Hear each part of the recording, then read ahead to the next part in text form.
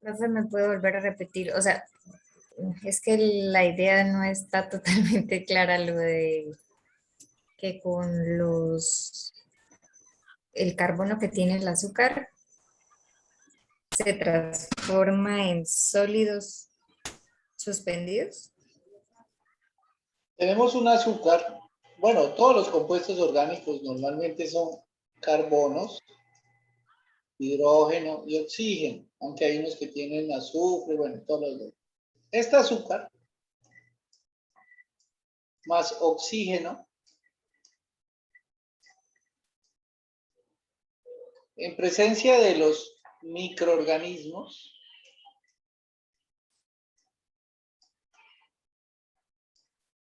se va a producir pues más microorganismos, porque es como nosotros. ¿Nosotros qué necesitamos para reproducirnos? Necesitamos comer. Si nosotros tenemos la comida, podemos tener hijos, podemos reproducirnos. Y además, respiramos. O sea, nuestro proceso biológico, alguien me preguntaba que qué se diferencia un ser vivo de uno que no es vivo. Pues en el proceso, y eso ya está más que discutido, que nosotros nos reproducimos, nacemos, nos reproducimos y morimos. Eso es lo que nos diferencia de los seres que no son vivos. Esto pasa con un microorganismo. Un microorganismo pues se puede reproducir si tiene la comida o los elementos necesarios para reproducirse. ¿Y qué es lo que necesita para reproducirse? Pues comida, necesita el oxígeno. ¿Y qué otra actividad hace él normalmente? Pues se reproduce, también respira, entonces en ese proceso de respiración va a producir CO2. Y adicionalmente aquí, no me cabe ahí, bueno, sí me puede caber un momento. Vamos a corrernos un poquito por acá. También vamos a tener agua. Es lo que se produce de la descomposición de la materia orgánica. Se produce CO2, se produce agua y los microorganismos pues en este caso se van a incrementar. Nosotros, ¿qué es lo que pasa? ¿Qué pasa con nosotros los seres vivos? Pues nosotros nos engordamos, los humanos, perdón, nos engordamos, nos crece la panza, se nos crecen los cachetes. Con los microorganismos, ellos, ¿qué pasa? Ellos no es que se engorden, algunos almacenan unos elementos al interior de la célula, pero cuando las condiciones son ideales, ellos lo que hacen es reproducirse, multiplicarse, dividirse, genera dos nuevos microorganismos. Esta reacción, pues sabemos que el azúcar es un sólido disuelto volátil. Los microorganismos, al ser unas células, pero ellos realmente tienen un tamaño mucho más grande que el azúcar, ellos son sólidos suspendidos volátiles. Los microorganismos al final se pueden considerar como el frijol, solo que son microorganismos vivos, son sustancias vivas. El frijol es una sustancia orgánica. ¿Cuál es la diferencia entre el frijol y el microorganismo? ¿Qué pasa si yo cojo el frijol y lo llevo a una mufla a 500 grados centígrados? ¿Qué me va a quedar?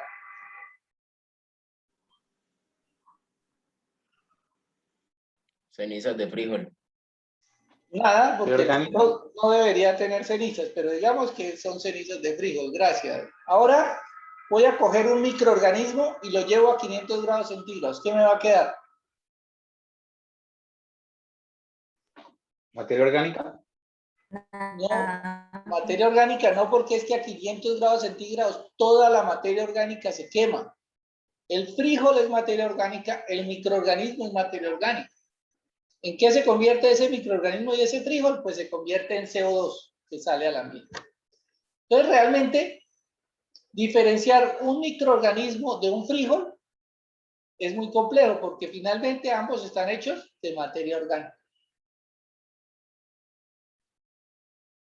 ¿Qué es lo que me ayuda o por qué yo puedo identificar que estos son sólidos disueltos volátiles? Bueno, y si yo cojo el azúcar y la quemo, ¿qué va a pasar?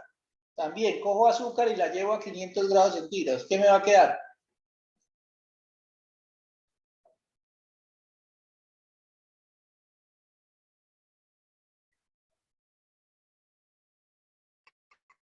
nada también se convierte en CO2, ¿no? Claro, porque es materia orgánica. Toda la materia orgánica, cuando yo la elevo, la caliento a 500 grados centígrados, se va a quemar, se va a convertir en CO2. ¿Cuál es la diferencia entre el azúcar y los frijoles? Pues que el azúcar se disuelve y los frijoles no se disuelven. El azúcar es un sólido disuelto, volátil porque está hecho de materia orgánica, y los frijoles son un sólido suspendido, volátil. Suspendido porque lo puedo ver, y volátil es porque está hecho de materia orgánica. El microorganismo está hecho de materia orgánica, pero ¿por qué es un sólido suspendido? Porque los microorganismos normalmente tienen un tamaño de una micra. Si yo cojo un papel de filtro que tiene un tamaño de menos de una micra y yo lo hago pasar el agua a través de ese papel filtro, pues voy a separar. Lo que hizo Miguel, si usted coge el tapabocas y coge el agua con microorganismos, pues los microorganismos se le van a quedar y el agua va a pasar clarita. Entonces, gracias a la capacidad de los microorganismos, y no solo por eso, sino que los microorganismos normalmente ellos no están solos, sino ellos están como flóculos. Ellos se unen, se reúnen y forman unas colonias. Entonces, no es necesario un papel filtro de una micra, sino simplemente como ellos están agrupados unos con otros, pues ellos se van a retirar muy fácilmente con una sedimentación, como se retiran fácilmente los frijoles.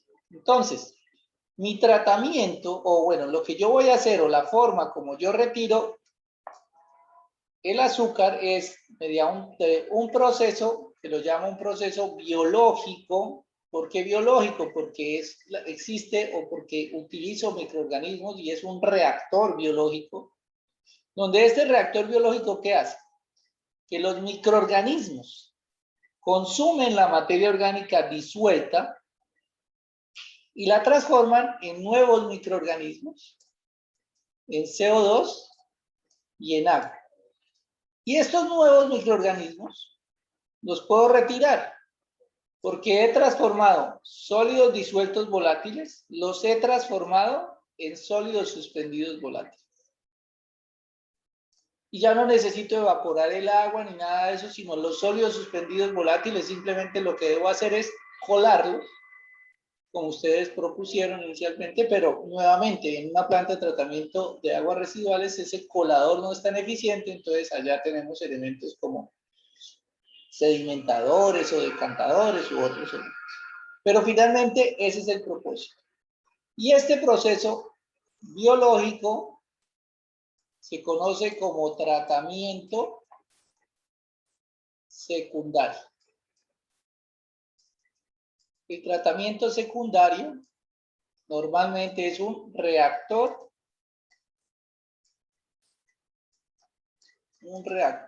biológico. ¿Por qué lo llamamos reactor? Pues que realmente la palabra reactor es toda aquella estructura o tanque donde ocurre una reacción. Y esto es una reacción donde el azúcar se transforma en CO2, agua y más microorganismos. Y es biológico, pues porque lo que están haciendo la reacción son los microorganismos. Entonces no se asusten al escuchar reactor biológico, porque simplemente es un tanque donde ocurre una reacción, donde esa reacción es realizada por unos microorganismos. Tratamiento secundario, eso es por convención, porque en una planta de tratamiento tenemos tratamiento primario, tratamiento preliminar, terciario, bueno. Entonces, tengan claro que el tratamiento secundario es donde ocurre el proceso biológico. En el tratamiento secundario es donde los sólidos disueltos, volátiles obviamente, se retiran. ¿Y cómo los retiramos? Transformándolos en sólidos suspendidos volátiles. Si nosotros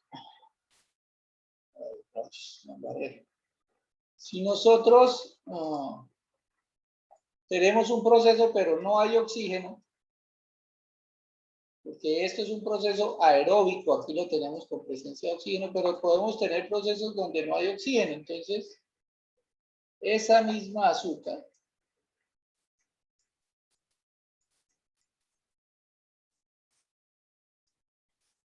pero ya no hay oxígeno. Pero obviamente tienen que haber unos microorganismos. Estos microorganismos no son los mismos de aquí arriba. Son microorganismos, pero unos microorganismos son aeróbicos y otros microorganismos son anaeróbicos. Son dos especies de microorganismos diferentes. Los aeróbicos son los que están capacitados y tienen dentro de su sistema, dentro de su citoplasma, tienen los elementos para hacer un proceso aeróbico. Los anaeróbicos son otros microorganismos y dentro de su citoplasma tienen otro tipo de elementos. En esta reacción anaeróbica, pues no hay oxígeno. ¿Qué se va a producir? Pues otros microorganismos de estos mismos anaeróbicos. En este caso se produce metano. La reacción anaeróbica produce metano, que es un gas. También produce CO2, algo de CO2, y también produce agua.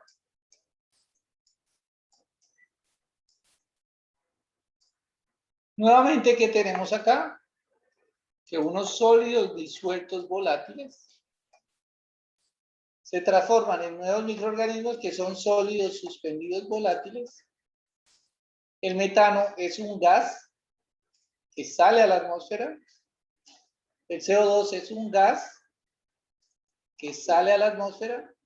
Y el agua, pues no tengo problema. Entonces estoy transformando unos sólidos disueltos volátiles en unos sólidos suspendidos volátiles que fácilmente los puedo retirar del agua.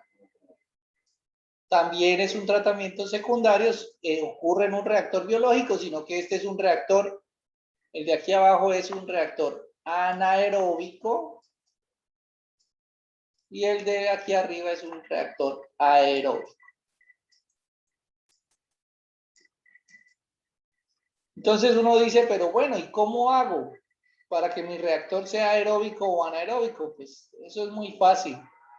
Si yo quiero que sea aeróbico, pues le doy oxígeno. Y si no quiero que sea aeróbico, sino que sea anaeróbico, pues no le doy oxígeno. Trato de no agitarlo, trato de no revolverlo. Ah, y las bacterias. ¿De dónde voy a sacar bacterias de unas o de las otras? No se preocupen porque las bacterias están naturalmente en todas partes. Las bacterias están en las mismas heces fecales. Si yo quiero que mi proceso se desarrolle en bacterias aeróbicas, le pongo a airear eso y lo pongo que se agite con aireación y las bacterias aeróbicas empiezan a desarrollar. Si yo quiero que sea anaeróbico, pues voy y le pongo una tapa y lo dejo ahí quieto y ahí las bacterias anaeróbicas se van a desarrollar y las aeróbicas que habían se murieron. ¿Pero de dónde van a salir esas bacterias? Es que las bacterias están en todas partes. Sino que de acuerdo a las condiciones, pues hay unas que van a proliferar más que otras. Hay otras que, por ejemplo, ¿qué pasa con una bacteria aeróbica en unas condiciones anaeróbicas? Unas se van a morir, obviamente, pero hay otras que se encapsulan y quedan ahí como en un estado de latencia. Ahí esperando. ¿En qué momento van a salir otra vez? Pues cuando se den las condiciones, es decir, cuando aparezca oxígeno, cuando entre en un sitio, en un lugar o en unas condiciones donde ella pueda proliferar, pues prolifera.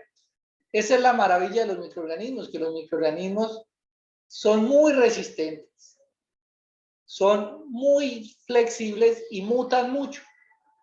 Los microorganismos mutan. Entonces, uno dice, pero ¿cómo es que la mutación funciona? Pues es que es muy fácil. Los microorganismos, como ellos se reproducen tan rápidamente, y ya les decía que un microorganismo se va a multiplicar en dos, eso ocurre cada 30 minutos. Entonces, si yo tengo un microorganismo, a los 30 minutos tengo 2, a la hora tengo 4, a las 2 horas ya tengo 16, a las 3 horas, bueno, cada media hora se está multiplicando por 2. En ese proceso de multiplicación puede que hayan errores, porque así es la naturaleza, se cometen errores en la multiplicación. Si ese error, hablemos de personas, que también pasa, pero pues no es tan común. Vamos a pensar que nosotros, los humanos, somos un microorganismo. Y así fue como se produjo la evolución. ¿Por qué? Porque simplemente nació un ser vivo, llámese un humano o llámese como quiera llamarlo, que perdió la cola. Entonces venía un mico con cola, y de pronto uno nuevo nació sin cola. Y hay otro que nació con 3 pies. Entonces, ¿qué es lo que pasa? Naturalmente, pues el que esté más adaptado a la naturaleza es el que va a prevalecer. Entonces, el que nació sin cola, si él pudo correr más rápido, si pudo trepar un árbol, si pudo desarrollarse más fácil, pues él es el que se va a poder reproducir. El que nació con 3 pies, pues le hace estorbo la pierna y todo eso, pues él no se va a reproducir y va a morir. Ese es el proceso de selección natural. Solo que en los microorganismos es más rápido, porque cada 30 minutos está pasando. Entonces, si hay un error, si hay una mutación en un microorganismo, y esa mutación es mala, pues ¿qué va a pasar? Que el microorganismo pues se muere, como todos los microorganismos, y no se va a desarrollar, y bueno, se perdió, esa mutación se perdió. Pero si de casualidad una mutación a un microorganismo le da la capacidad de poder consumir un hidrocarburo, está medio de un hidrocarburo y nació uno que le dio la capacidad de consumir el hidrocarburo, pues él, ¿qué va a pasar? Pues que va a proliferar porque está en un ambiente donde él puede desarrollarse más fácilmente. Entonces, esa mutación le va a permitir proliferar más rápidamente porque está en un ambiente adecuado. Entonces, dado que en los microorganismos las mutaciones son más rápidos porque sus reproducciones o su duplicación es mucho más rápida, pues podemos encontrar microorganismos que se acomodan muy rápidamente a cualquier condición. En los seres vivos es mucho más demorado porque una reproducción se tarda muchos años. En un microorganismo son 30 minutos. Es por esto que, por ejemplo, están hablando de mutaciones del COVID, unas mutaciones que cada vez son más resistentes. ¿Por qué? Porque las mutaciones que no son resistentes, pues obviamente van a morir, no se van a reproducir porque la vacuna y porque el anticuerpo que generamos, pues la va a eliminar. Pero una mutación que sea más resistente, pues obviamente ella va a durar más porque está en unas condiciones ideales.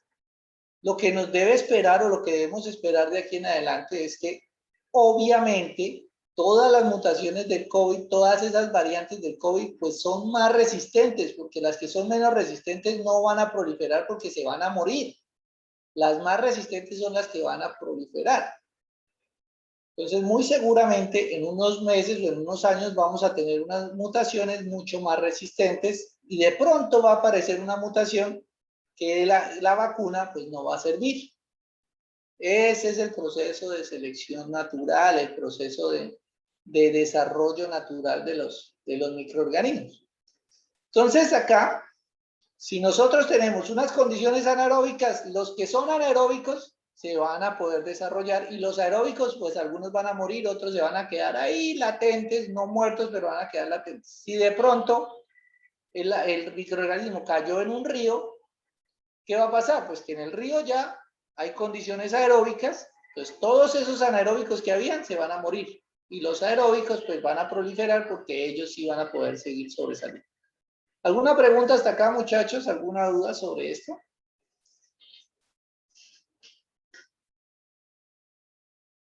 ¿Claro? ¿Está totalmente claro? Espero que sí. No les dé miedo preguntar, muchachos. Mejor preguntar ahora y pasar de que no sabe, no voy a decir que de ignorante, sino pasar de que no sabe y no, pues quedar como que sabe y a la final, a la hora del examen o a la hora de las preguntas, pues no saber nada.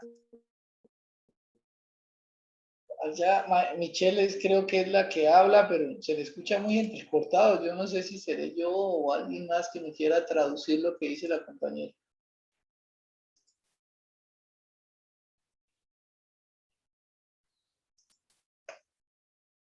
¿No hay preguntas?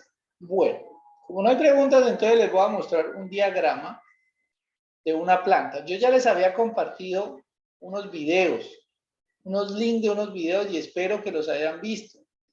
Es importante que miren estos videos porque yo ya no voy a volver a explicar esto. Esto ya se supone que ustedes lo deben saber. Entonces, Hoy voy a pasar muy por encima, muy rápidamente esto. Permítanme un segundo, estoy buscando el archivo. Y ustedes ustedes deben tener muy claro este tema. Y si no lo tienen muy claro, pues hay que mirar los videos. Esos videos son importantes. No dejen que por allá, que la otra semana, que el otro semestre van a ver. Bueno, si los quieren ver el otro semestre, pues bien. Pero por ahora, si quieren pasar este curso, es importante que los miren desde ya. Perdón un segundo que estoy buscando acá un archivo.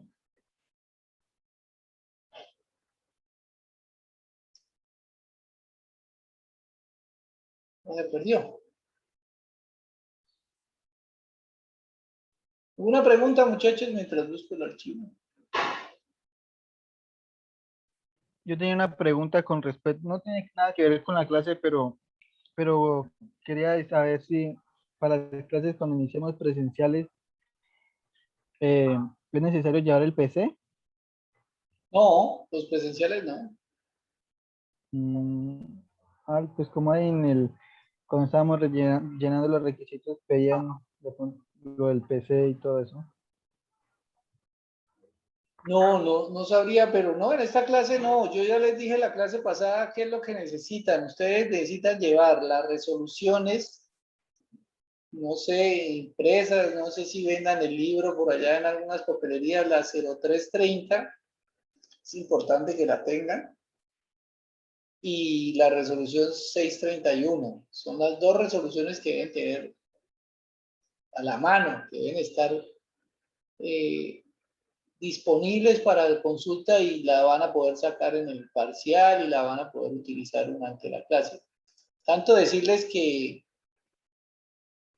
que un computador no, porque todos los cálculos los vamos a hacer ahí con calculadora. Obviamente lleven una calculadora, lleven su cuaderno, no sé qué más utilicen ustedes para clase.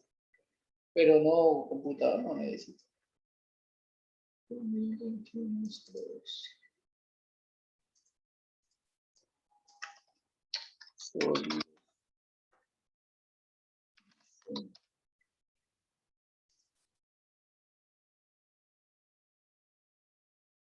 bueno, entonces, si no hay más preguntas, vamos a continuar mostrando en estos momentos. Alguien escribió algo al chat. Resolución 631. Sí, señora, la 631 de 2015, que es sobre permisos de vertimiento. La resolución 0330 de 2017, que es el nuevo RAS, que son sobre las características para diseño de sistemas de tratamiento. Todo lo que tiene que ver con saneamiento.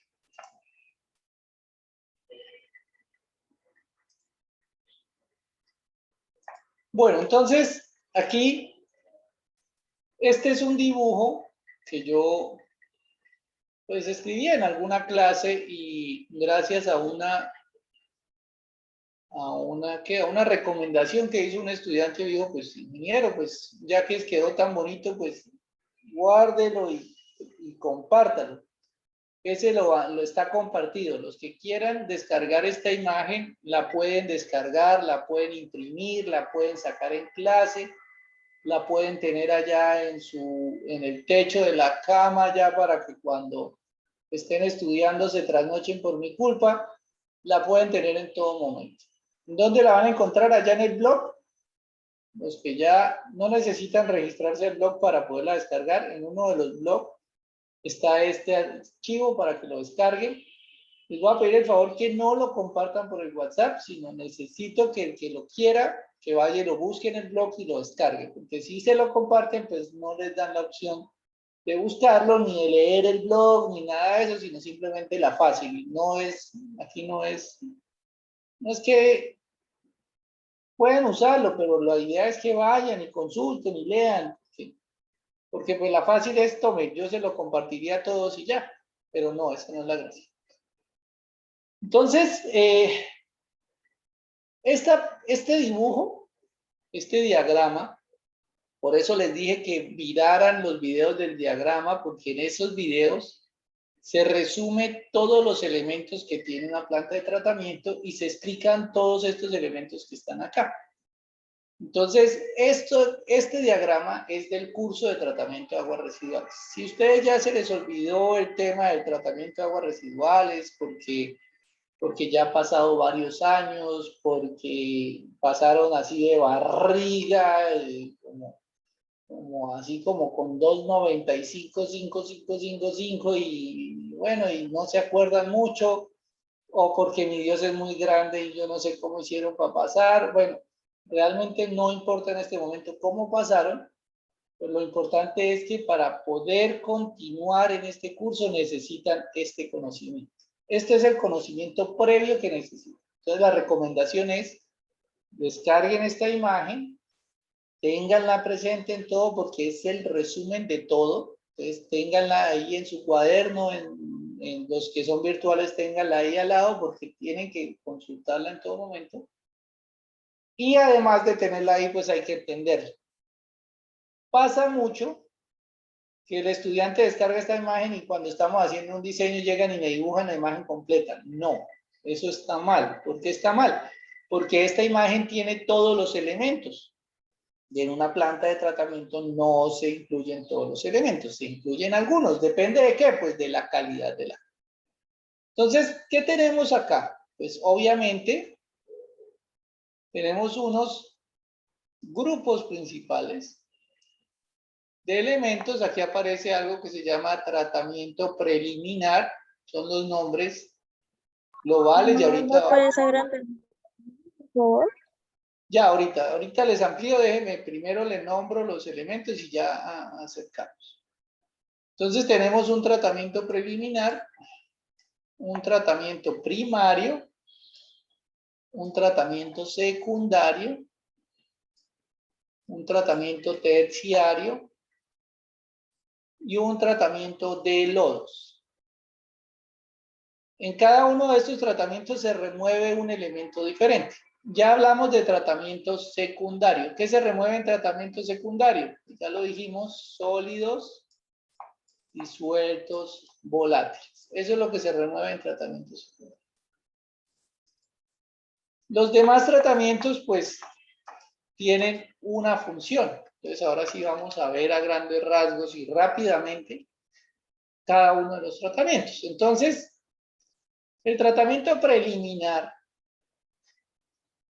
En el tratamiento preliminar, yo lo llamo preliminar o pretratamiento, también se conoce. Es porque realmente ahí no hay tratamiento. Ahí nosotros no estamos cambiando las condiciones del agua finalmente, sino estamos como adecuando el agua para que no me dañe el proceso. En una condición ideal, yo no tendría que hacer pretratamiento o tratamiento preliminar. ¿Por qué tengo que hacer tratamiento? Pues porque en la realidad sucede que uno encuentra en el alcantarillado pañales. Y uno dice, ¿pero cómo llegan pañales? Pues llegan pañales. ¿Cómo llegan? No sé cómo hace la gente para meter un pañal dentro de un alcantarillado, pero allá llega. Que llegan tarros, canecas de basura, bolsas de basura. ¿Cómo llegan? ¿Cómo ingresan al alcantarillado? No lo sé, pero allá llegan. Entonces llegan pañales, llegan toallas higiénicas, llegan tarros, llegan bolsas, llegan arena, llegan grasas, llegan pañitos húmedos, llegan condones, llega cuánta porquería ustedes se imaginan, allá llegan. Llegan hasta muertos, perros muertos, gatos muertos, personas muertas también llegan. Obviamente acá en Yopal no van a encontrar personas muertas. ¿Por qué? Porque el alcantarillado es muy pequeñito y no caben, porque si cupieran allá los echaban. En Bogotá sí llegan. En Bogotá el alcantarillado es de 3 metros de diámetro, entonces uno encuentra en la planta de tratamiento pues cadáveres. ¿Y qué hay que hacer cuando llega un cadáver? Pues llamar a medicina legal, que vayan, hagan el levantamiento del cadáver y se lo lleven. Y mientras tanto toca parar el tratamiento porque pues es una condición especial. La gente, nosotros vemos en redes sociales que la gente ve que mucho gatico, que mucho perrito recién nacido que botan a la basura, pues la gente, algunos que son más inhumanos que esos que los botan a la basura, pues lo botan al alcantarillado. Entonces allá uno encuentra pues los gaticos y los perritos muertos. Encuentra fetos en algunos casos, encuentra basura, todo lo que les he mencionado. Que eso no debería llegar al alcantarillado. ¿Qué es lo que debería llegar al alcantarillado? Agua. Cuando hace el 1, orines. Cuando hace el 2, materia fecal. Cuando usted lava la ropa, arenas de la ropa. Cuando usted hace aseo a su casa, arenas.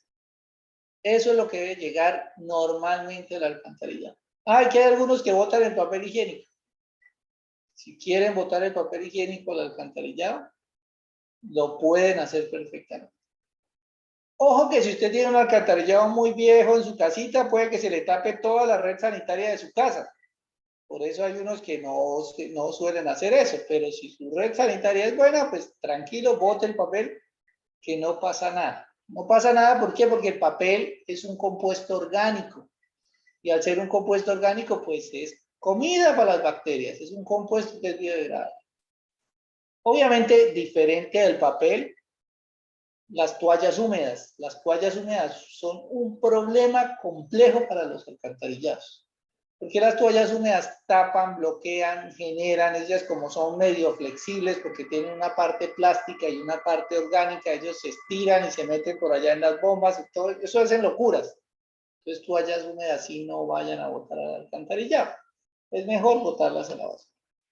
Los pañales. Yo no sé cómo llegan pañales al alcantarillado, pero uno los encuentra. Las toallas higiénicas. Los condones, es mejor que los condones lleguen y los envuelvan en el papel higiénico y los boten a la basura. No los boten al alcantarillado porque allá generan problemas. Entonces el tratamiento preliminar realmente lo que hace es eliminarnos estas cosas que no deberían llegar con el agua. La arena.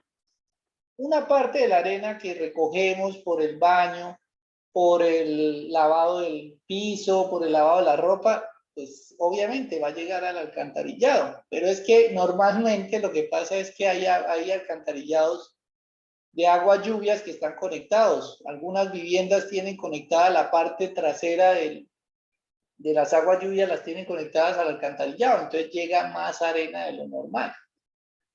Las grasas. Claro, cuando usted lava el plato, porque en su comida queda algo de grasa en el plato, pues va una parte de grasa. Pero si usted bota todo el aceite, ese aceite que lleva 2 meses con el que ha fritado papas, cachamas, cerdo, todo eso, y va y lo bota al alcantarillado, pues obviamente eso sí es un problema. O el señor del cambiadero de aceite que bota el aceite mineral al alcantarillado, es un problema. O la estación de servicio que no hace un buen mantenimiento a su sistema de aguas lluvias o de drenajes y bota al CPM o gasolina al alcantarillado, es un problema. O el lavadero de carros que cuando están lavando los carros se va toda esa grasa que tienen los carros, ese aceite o esa grasa de lubricantes que tienen, de engrase de llantas, engrase de diferentes elementos, todo eso va a la alcantarillado. Es un problema. Entonces, estos elementos que tenemos acá, estos 3 elementos, rejillas, desarenador y trampa de grasas, son los elementos que me ayudan o que me permiten que a la planta entre agua, y estos otros elementos que no deberían entrar a la planta se retengan porque si ingresan a la planta me van a generar un problema. ¿Y cuál problema es? Pues si yo tengo un bombeo me va a dañar la bomba, que la grasa me va a generar un problema que no me deja respirar el agua, me impide el ingreso de oxígeno al agua, que las arenas me van a deteriorar las bombas, que me van a erosionar las tuberías, que me las van a colmatar y me las van a tapar. Entonces tengo que implementar estos 3 elementos a la entrada de una planta de tratamiento. Entonces, las rejillas, ¿qué me va a retener? Pues ya les dije, pañales, toallas higiénicas, tarros, bolsas de basura, todos los elementos de mayor tamaño que ingresan a la planta, pues se retienen acá. Que normalmente si son pañales, si son toallas higiénicas, que si es basura, que si es un tarro, pues normalmente son sólidos suspendidos fijos. Son suspendidos, pero son fijos porque no son biodegradables. Eso es mejor sacarlos, porque eso no lo van a consumir los microorganismos. Un tarro de PET, una bolsa de basura, los microorganismos no la van a consumir. Ustedes saben que una sí la van a consumir, pero se demoran 100 años. Entonces, muy seguramente de nada sirve que entre un tarro de estos de basura a una planta de tratamiento, pues el ideal es retirarla y enviarla a relleno sanitario. Donde originalmente debieron haber llegado las bolsas de basura con los tarros de basura y todo lo demás debe llegar al relleno sanitario si no hay un sistema de separación o de reciclaje o de reutilización, pues debe llegar al relleno sanitario. Si lo hay, pues debería llegar normalmente allá donde se vaya a reciclar, pero pues en este caso no vamos a poderlo reciclar porque está contaminado con materia orgánica, tiene elementos patógenos. La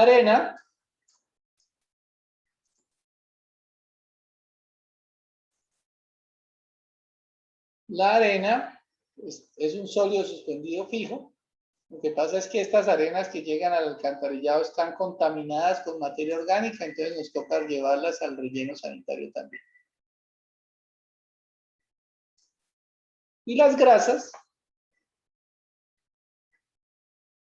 pues también tengo que llevarlas al relleno sanitario, porque las grasas en su mayoría no son biodegradables o son difíciles de biodegradar, entonces el ideal es llevarlas al relleno sanitario.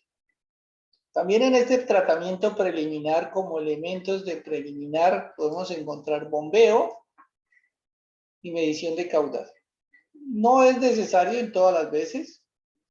Aquí en Casanares sí lo observamos, pues porque la mayoría de los municipios son municipios de sabana y hay que bombear el agua porque el agua llega en el alcantarillado llega a unos niveles muy bajos, muy enterrados, entonces tenemos que bombear. Y la medición del caudal siempre es importante porque necesitamos saber cuánta agua nos está llegando a la planta. ¿Por qué? Pues porque hay momentos en que por causa de la lluvia nos va a llegar una cantidad de agua muy superior a la que está en el diseño de la planta y tenemos que evacuarla o poner un bypass. Entonces, si se dan cuenta, aquí que removí sólidos suspendidos fijos. Se me olvidó comentarles hace un rato que realmente el problema en mi agua, ¿por qué tengo que hacer un tratamiento? Porque si yo tengo una materia orgánica, que son sólidos volátiles, si llega esta materia a un río, en los ríos también hay microorganismos. Entonces, esta materia orgánica, con el oxígeno que hay en los ríos y los microorganismos, pues va a producir más microorganismos,